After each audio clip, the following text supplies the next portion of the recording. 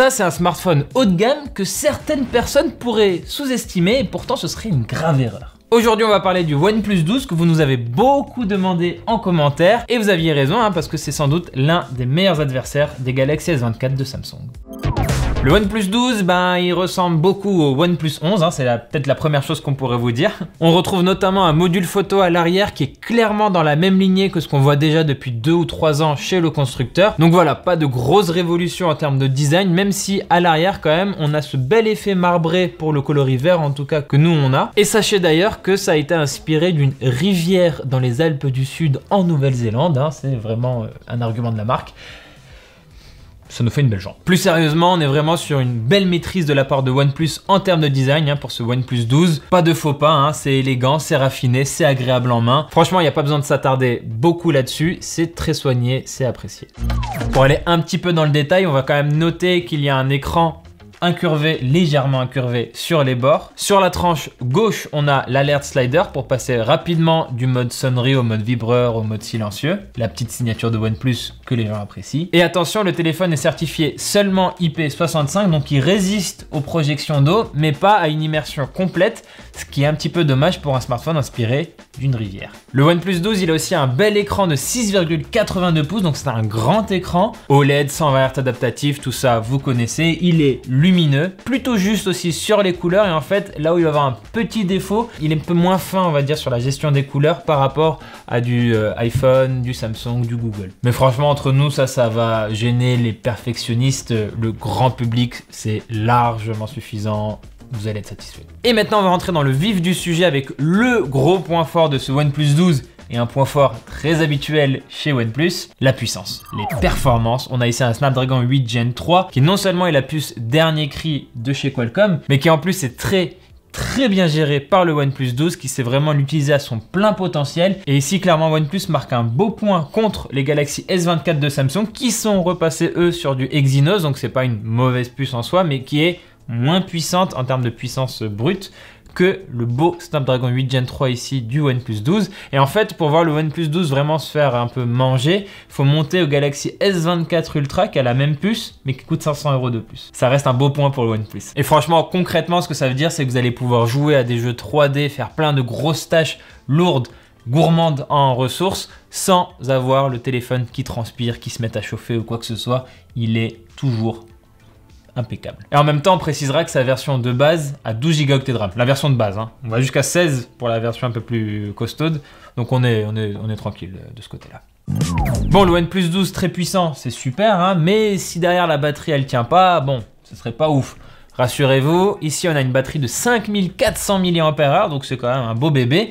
Et dans l'effet, c'est très rassurant. On n'a pas affaire au smartphone le plus endurant du marché ou quoi que ce soit, mais la journée et demie, elle se tient sans faire trop de concessions. Vraiment, en usage normal, on s'inquiète pas trop, c'est tranquille. Les 2 jours, bon, là, c'est un peu plus difficile à aller chercher. Mais vraiment, la journée et demie, mettez-vous ça un petit peu en mode maître étalon, ça, c'est tranquille. Donc déjà, avec ça, on peut dire que le OnePlus 12, il est bon sur l'autonomie, mais il devient vraiment très bon grâce à sa charge rapide à 100 watts, qui permet de passer par exemple de 10 à 100% de batterie en seulement 25 minutes. Donc même si à un moment vraiment vous l'avez lessivé le téléphone, vous y êtes allé franco avec tout ce qu'il faut et tout machin, derrière il vous suffit juste de 25 minutes et on est prêt à repartir.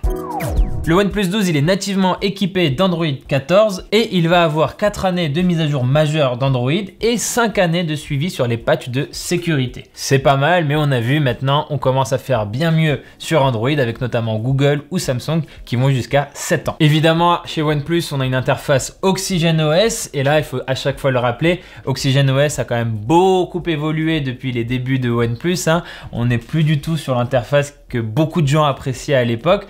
On est sur une interface qui ressemble énormément à ColorOS d'Oppo. Ce sont 2 marques sœurs, OnePlus et Oppo. Alors voilà, moi je trouve quand même que c'est très bien. J'aime bien ColorOS, notamment en fait parce qu'il y a énormément de personnalisation. Et du coup, si vous n'aimez vraiment pas ColorOS, c'est pas grave, vous pouvez tout changer.